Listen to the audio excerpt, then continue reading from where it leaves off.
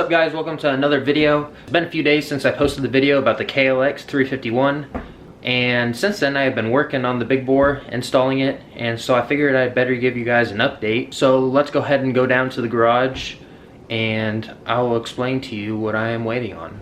Alright, so as you can see, it is done. Everything's put back together. No longer a KLX250, it's a 351. But yeah, everything went smoothly. Exhaust is on, new cylinder and piston is on, the head is on, everything is done. Here is a better view of that cylinder right here. But yeah, it just looks stock, but of course we got 100 more cc's under there. But now on to why I haven't ridden it yet. Still waiting on the EJK controller to get back, and I need my clutch springs to get here. So the EJK was supposed to arrive tomorrow as you're watching this, so Thursday, but it got moved back to Friday, and then the clutch springs will be here tomorrow. So I'll be able to get those installed because that's the harder part of the three things that need to be done to the KLX before I can get it running. And then once the EJK gets here, that's going to be easy to install. And then after that, the thing I'm going to do is I'm going to put the stock 14 tooth back on. I want to see how the 351 does with that gearing, because I don't think I'll need the extra torque or acceleration from the 13 tooth with the 351.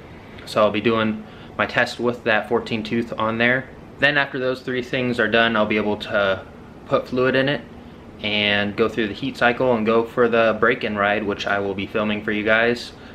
And then that should be 1 tank of gas or 100 miles, and then after that I will do the first ride where I can get on it and give an actual review and first impressions of it instead of just the break-in where I'm putting around a city. But I guess that'll be good to know for slow speed applications about how the 351 handles that operation. So with those parts coming on the days that they are, the install video should hopefully be up Saturday. It's going to take me a few days to edit that because I have to manage the footage from 2 cameras and make sure that I line everything up properly, and it's going to be a longer video. And then after that, I should have the break-in ride done, so that video should be up either Sunday or Monday. And after that, we'll continue on with the normal schedule of KLX 351 and the videos, and I'll be doing my testing, review, all that good stuff.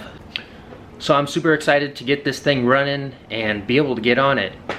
It's killing me not being able to ride, especially with how nice the weather is. And like I said, sorry it's been so long. It's been a few days since I posted that video about the reveal of the 351 big bore kit. Like I said, I've just been trying to get this installed, and I figured that it'd be worth the wait to get these videos out and have some riding footage. So that's coming soon. I was going to make a video with the Corvette, but like I said, I've been trying to get this done and just didn't get around to it. But with all that being said, make sure you hit that subscribe button, get the bell on. You guys are not going to want to miss all the videos coming with the new KLX351. Of course, share this video to your friends and those who may enjoy it. Also, give this video a big thumbs up. Just a little update for you guys so I don't leave you hanging. Didn't want to go too long without a video. Just a little short one for you guys. So I think with all that being said, that's going to end the video. So you guys know the deal. Join the club, and I'll see you in the next one.